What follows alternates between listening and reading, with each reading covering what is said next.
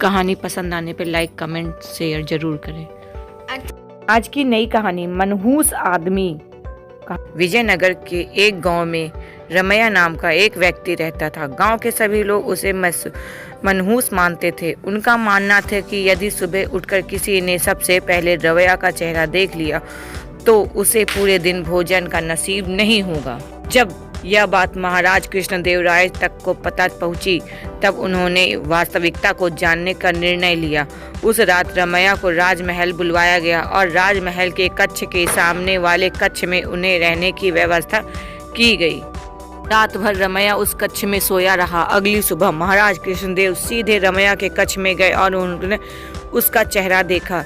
दिन भर आरंभ रमैया का चेहरा देखने के बाद अब महाराज को देखना था कि उनका कैसा गुजरता है। उस दिन दरबार में जाने के पूर्व भोजन के लिए बैठे ही थे कि उन्होंने तुरंत ही किसी आमंत्रण में बुला लिया गया। वे बिना ही भोजन किए वहां से तुरंत चले गए।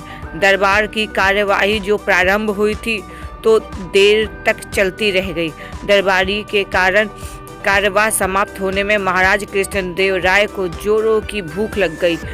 अब जब उन्होंने भोजन परोसा गया तो उन्होंने देखा कि उसकी जोरों की भूख लग आई है। जब उन्हें भोजन परोसा गया तो उन्होंने देखा कि थाली पर मक्खी बैठी हुई है। उन्होंने भोजन छोड़ दिया और अपने शयन कक्ष में चले गए। कुछ देर बाद रसोई में जब पहुंचे तो भोजन बनकर तैयार हो चुका था। तब तक उनकी भूख मर चुकी थी। वह बिना खाए ही सो गए। अब महाराज को विश्वास हो गया कि रमैया सही में मनहूस है। उन्होंने उसे फांसी पर चढ़ा देने का आदेश दिया। रमैया की फांसी की बात जब उनकी पत्नी तक पहुंची तो वह रोते रोते तेनालीराम के पास सहायता की गुहार लगाने के लिए गई।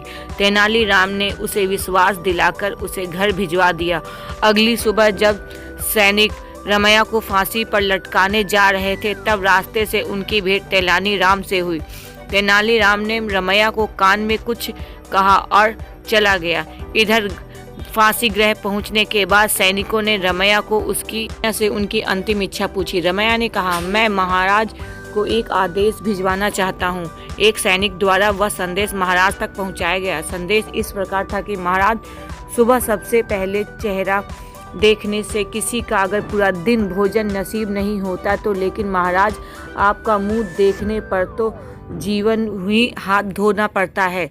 बताइए ऐसे में मैं ज़्यादा मनहूस कौन है। संदेश पढ़ने के बाद महाराज को अपनी अंधविश्वास सोच पर शर्म आई।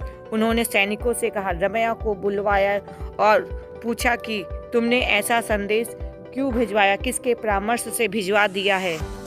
रमैया ने तेनालीराम का नाम ले लिया। महाराज तेनालीराम की बुद्धिमत्ता से बहुत प्रसन्न हुए। उन्होंने रमैया को फांसी की सजा निरस्त कर दी और तेनालीराम को पुरस्कार दिया। इस तरह तेनालीराम की वजह से रमैया के प्राण बच गए। सीख, अंधविश्वास से दूर रहना चाहिए। कभी भी किसी के कहने पे नहीं आना चाहिए।